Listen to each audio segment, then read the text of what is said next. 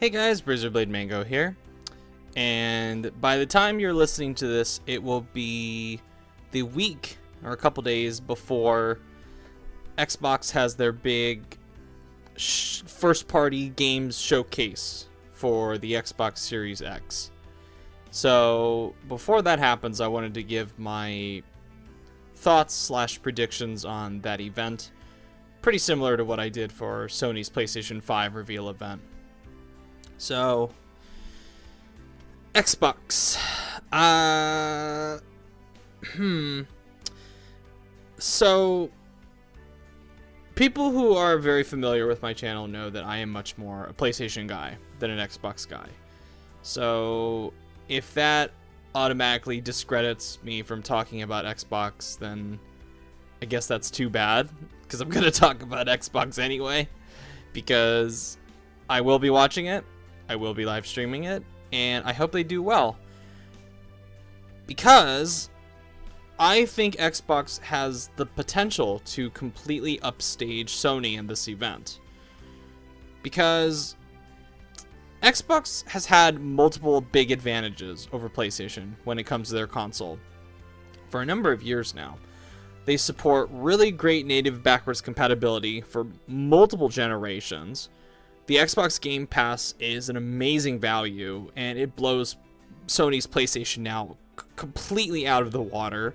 They have been making enormous strides for the system to have a bevy of extensive accessibility options for disabled people. They were on the mod support and crossplay bandwagons long before Sony pulled its head out of its ass and did that as well. I mean, they are just truly excellent when it comes to console manufacturing in every way, except one key area: the games. When it comes to making first-party games that are both widely acclaimed and financially successful, PlayStation has been kicking the ever-loving crap out of Xbox for an entire generation and some change. It's very obvious at the beginning of this last generation why Xbox dropped the ball so hard, and why they just ran out of the gate missing two legs, just crawling on the ground while PlayStation ran ahead. Obviously, it's because of their big draconian DRM policies that they were going to have initially, which I still, to this very day, I don't know what Xbox were thinking with that, but they tried to do it. Thankfully, people pushed back, and they have never really recovered since. But as for why they have been continuing to lose clout over the generation when after they turned the ship around as far as the draconian DRM stuff, there are a number of reasons. For one thing, they started to become notorious for sticking pretty rigidly to a trio of series, to the point where it has become something of a meme. You know, you got Halo, Gears, and Forza. And year after year, we see these series over and over again, and they do not at all have the gravitas they once had. Granted, Nintendo and Sony have their own exclusive franchises that they go back to repeatedly, but not to the degree that Microsoft does, and they certainly have much more success with their franchises than Microsoft does. These days, Forza is Forza, which makes it not special anymore. Gears 4 and Gears 5 failed to light the world on fire. Halo 4 was meh, and 5 was a really bad game with a boring campaign, no split-screen co-op, and god-awful microtransactions in its Warzone multiplayer mode. These franchises just do not at all have the luster that they once had, especially compared to something like God of War, the return of God of War, or the return of Smash Brothers, or the return of Animal Crossing. Halo doesn't feel like an event anymore. Gears does not feel like an event anymore. Forza does not feel like an event anymore. Another thing is that Microsoft have made a number of bad investments when it comes to first-party and second-party games. A lot of their games during the Xbox One era just kind of came and went without leaving much or any kind of lasting impact. You got stuff like Sunset Overdrive, Quantum Break, ReCore, Project Spark, Super Lucky's Tale, Rise Son of Rome, etc. Even recent stuff like Bleeding Edge, State of Decay 2, and Crackdown 3 just came and went. Some of them even got flat out canceled, such as the infamous Scalebound and the lesser remembered Phantom Dust remake. Microsoft have done such a terrible job of cultivating a really strong lineup of must-have exclusives throughout the last generation. And the sad part is, the most frustrating, baffling part about this is that they own Rare. For God's sakes, they own so many classic IPs. They could have had so many easy wins by now. But they've barely touched those iconic franchises like Banjo and Conker and Perfect Dark. Look, aside from Conker having a cameo in Project Spark, Battletoads appearing in Killer Instinct, Banjo-Kazooie, of course, being in Super Smash Bros., which isn't even available on Xbox, and a new Battletoads game that's been MIA for over a year. That's it. Rare's just been doing nothing except Connect and Sea of Thieves, which... ugh. And that leads into the third reason why they've lost so much clout, is that they don't really come across as a top-tier first-party platform anymore. I think it was Jim Sterling that put it best when he said that Microsoft behaves more like a third-party publisher than they do a platform holder. And what I mean by that is that I put them in the same category as third-party publishers like EA, Activision, Ubisoft, 2K, and all the other shitheads, because it's these days they just seem to focus on generic multiplayer stuff or live services. They don't make games that are big must-have things that are filling a void in the console market, like Animal Crossing, God of War, Breath of the Wild, Super Mario Odyssey, Horizon Zero Dawn, stuff like that. Big games, big offline single-player stuff that's going away, stuff that is not as financially viable anymore as live services. But Microsoft just hasn't gotten the memo, and they've just been cranking out these live services with these stupid microtransactions for a number of years, and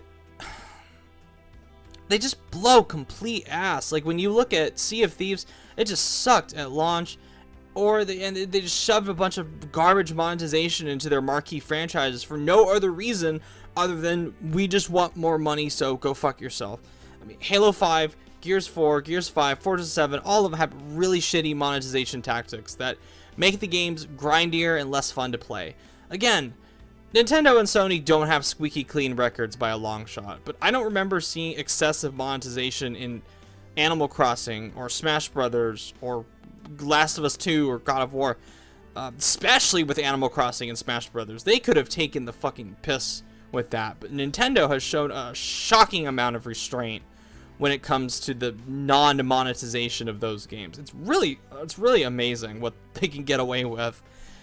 But now we have the Series X, and of course the rumored upcoming slightly less powerful digital whatever version of the Xbox whatever Series X that they're gonna do. And at this stage of the game with Xbox, I'm simultaneously confused and very cautiously optimistic about their strategy.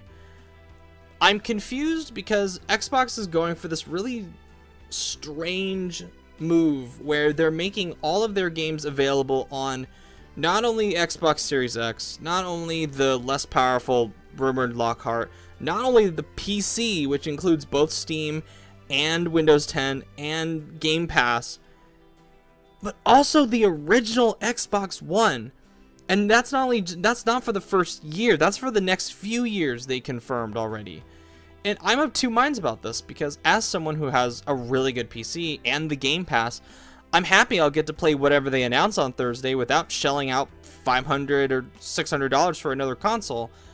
But I'm also kind of iffy about it, because that means games like Halo Infinite and Hellblade 2 will have to make some serious compromises to their original vision in order to run on the Xbox One. And I'm not just talking about the Xbox One X. Halo Infinite and Hellblade 2 will be playable on the original $500 Xbox One model that came out in 2013. And if Phil Spencer is saying that they won't have to make compromises to get the upcoming titles to run properly on the old as hell hardware, he's lying. That's objectively incorrect information. And as annoying as it's going to be to drop however much money on the PlayStation 5, at least I know that the big titles on it, like Horizon 2 and Demon's Souls and Ratchet & Clank, will not have to make serious compromises to get their new games to run on old hardware. They are sticking just to the PlayStation 5. Fine, that's what I buy a new console for.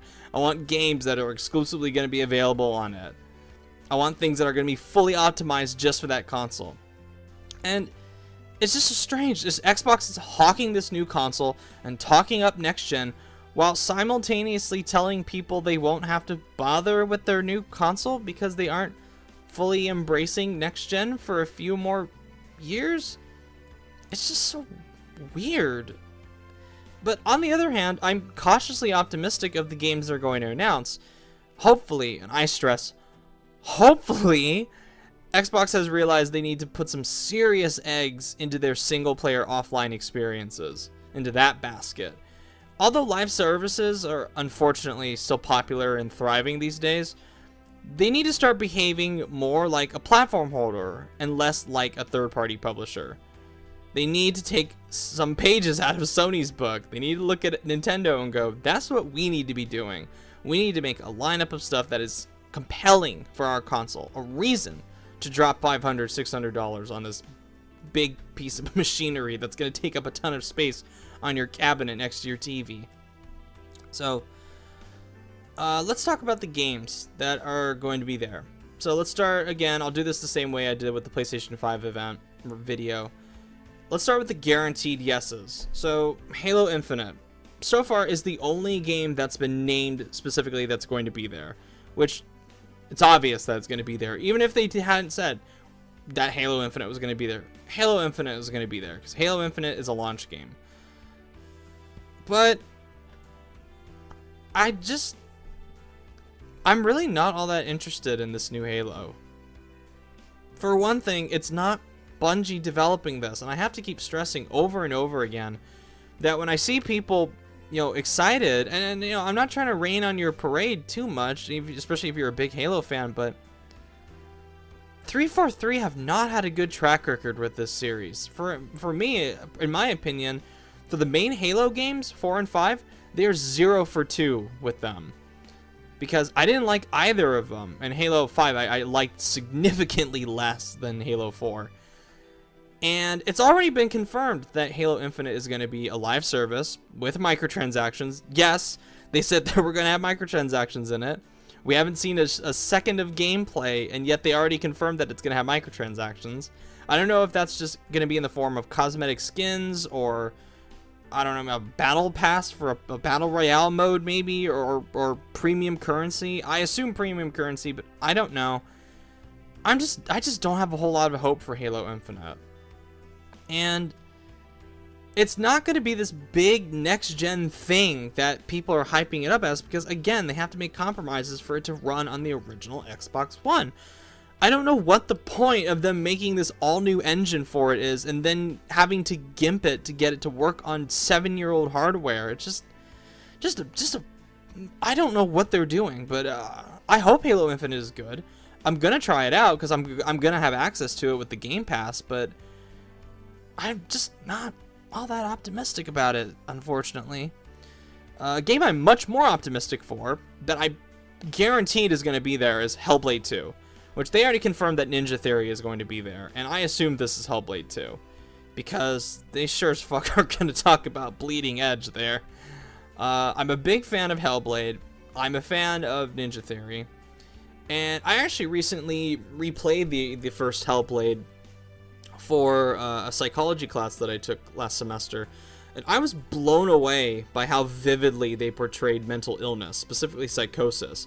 It does an amazing job of putting you in the headspace of somebody who is experiencing hallucinations and hearing voices, and it really freaks you out, and it makes you a lot more sympathetic towards people who are suffering from that horrible condition. My big fear with Hellblade 2 is that I know the first Hellblade was obviously a big passion project for Ninja Theory, and they did extensive research into mental illness in order to get it right. But I was kind of hoping that they would do something new since they were under Xbox, and I'm not talking about Bleeding Edge. I'm talking about a new single-player offline experience, but I'm up for more Hellblade. I just hope the second one doesn't come across as hokey, because we kind of already got a satisfying conclusion with the original one, but I'm definitely a lot more optimistic about Hellblade 2 than I am about Halo Infinite, so I hope that's really good. Guaranteed, yes. I'm pretty sure the next Obsidian game is going to be there. They confirmed 3 studios that are going to be there. They said that Ninja Theory, Obsidian, and Double Fine are going to be there. And all 3 of those studios are part of the recent acquisitions that Xbox went on. So Obsidian is going to have a new project, I assume. I assume it's not Grounded, which is another game that kind of like isn't even out yet, but I've barely seen any like big excitement around it. What do I want from this Obsidian project? Make an Elder Scrolls killer. They pretty much already killed. they drove a hatchet into the skull of Fallout, so to speak, and they've already. I think they've probably already one-upped Bethesda when it comes to their space game. With like I keep forgetting that Bethesda is doing Starfield before Elder Scrolls 6, so I think Obsidian already beat them to that. And I'm just really excited because I really like Obsidian. I loved Outer Worlds, and I'm happy that they're finally going to have a lot more stability under Xbox. So I wish them the best, and I hope whatever they show just blows my mind. Psychonauts 2, I'm pretty sure that's going to be there. And I didn't know this until recently, but Xbox actually bought the publishing rights to Psychonauts 2. I think it's from 505 Games that originally had it. So this is going to be on Game Pass day 1, which is good for me. I wanted to play this because I really like the first Psychonauts, and I've been looking forward to Psychonauts 2 for a number of years now. Be interesting to see if it comes out on PlayStation. Be kind of shitty if it doesn't come out on PlayStation, but shittier things have happened with crowdfunding games. That's the danger of them. So could be. I highly doubt it's a new IP, because I think Double Fine has all hands on deck working on Psychonauts 2. So I'm pretty sure that's what they're going to show on Thursday. Moving on to the maybes. Fable. This has been an open secret for a long time, that Playground Games opened up a new studio within their own studio and are working on a new Fable game. I don't know what that entails. I don't know if it's going to be a reboot of the series. I don't know if we're going to get like a new take on the old story, if we're just going to get a completely new story or something like that. But I would be down for another Fable. I haven't liked a Fable game in a very long time, but I like the world that Fable is in. I like the atmosphere that it goes for, like this really quirky British sense of humor that Lionhead gave it. Unfortunately, it just kind of was. I felt like it never really reached its potential as far as an RPG. I think a lot of it had to do with Peter Molyneux's talking shit about it, like just untrue shit, pulling a Sean Murray No Man's Sky before there was Sean Murray No Man's Sky. So Playground Games, they make the Forza Horizon series, and the last Forza Horizon game I played was actually pretty good. It's one of the few Xbox games that the Xbox One generation that I actually quite liked. There's a few of them. That's one of them. But Playground Games making Fable, that's intriguing. That's intriguing. I hope it's a thing, because I would like to see them try their hand at an open world RPG. A maybe, it's like borderline maybe, guaranteed yes, is the next Forza. I'm pretty sure this is going to be Forza 8 that Turn 10 is working on. Turn 10 have already confirmed that they are working on the next Forza for the next gen console. So it's Forza. I feel the same way about Forza. The mainline Forza that I do about Gran Turismo, it's just not my thing at all. I'm not a racing guy. I'm not a serious racing guy. I prefer the Forza Horizon series, honestly. That's more like arcadey off-road kind of stuff. This realistic racing stuff just never has really been my thing. We might see Everwild from Rare, which is that new, again, another co-op live service-ish thing that they're doing instead of making another Banjo-Kazooie or another Conker or another mascot platformer. It's like, guys, come on. Okay. They might show the new Battletoads. I already mentioned before that that's been MIA for over a year now, and I don't know. We'll see if they show that. Tell Me Why, which is the new game from Don't Nod. I'm not sure if this is episodic or if it's a full game. I think it's episodic. I think they said it was like 3 or 4 episodes that this was going to be. This was shown off over a year ago at the last E3. Again, this is a similar situation with Psychonauts 2. I didn't know that Xbox was actually publishing this thing. I thought they just had the marketing rights to it from some other publisher, but no, they contracted Don't Nod to make this new episodic title for them, which, cool, okay. Didn't really stand out to me, but I don't know, maybe I'll try it out one of these days. I'm pretty sure it'll be on Game Pass, so I'll probably try it out. Moving on to the third-party stuff. Elden Ring. That's a big one. Elden Ring is the highly anticipated new game from legendary studio From Software, and we don't really know much about it other than it got a CGI trailer last year, and it looks promising visually. It looks very promising visually. I liked some of the imagery I saw. I'm not a Game of Thrones fan, but George R.R. Martin having a hand in the lore. Hidetaka Miyazaki described his role as like the lore master in like a D&D game or something. So that's pretty cool. And after Sekiro, after Bloodborne, after Dark Souls 3, I'm down as hell to see whatever From Software does next. They are a terrific studio. I just want them to make Bloodborne 2 after Elden Ring, please. I'm going to put Call of Duty in this as well. Now, Call of Duty has been a PlayStation thing for a number of years now. I think ever since 2015 with Black Ops 3. Sony has had the marketing rights to every single Call of Duty game since then, and they even get kickbacks, like exclusive kickbacks every so often. Like the remaster of Modern Warfare 2 was only on PlayStation for a whole month before it went on PC and Xbox. So, but we haven't seen the next Call of Duty. By now, we would have seen it. Either Activision is saving it for this event, or they're going to hold their own thing later on, or it's in serious trouble. All three of those are pretty decent possibilities. But if we don't see it here, I'm pretty sure Activision's going to hold their own reveal for it sooner or later. Like PlayStation 5, I'm pretty sure we're going to get a bevy of Annapurna interactive stuff. Things like The Artful Escape, 12 Minutes, and Last Stop. Good chance those will be shown, because while Annapurna does have a really good relationship with PlayStation, they also do some of the console exclusivity stuff with Xbox. So very, very good chance we'll see Annapurna interactive there. Yakuza 7, which I am so excited to play this. Hopefully we get a release date for it, because this is going to be a launch title with the Xbox One X. I'm not sure if this is coming out on the PlayStation 5, because they haven't confirmed it. I wouldn't be shocked if Xbox paid off Sega to make this an Xbox exclusive for a couple of months or a year, which would be really weird considering the Yakuza, until very recently, Yakuza has pretty much been a PlayStation franchise. They're basically like Kingdom Hearts they've basically been like Kingdom Hearts for a number of years, where they just only go on PlayStation stuff.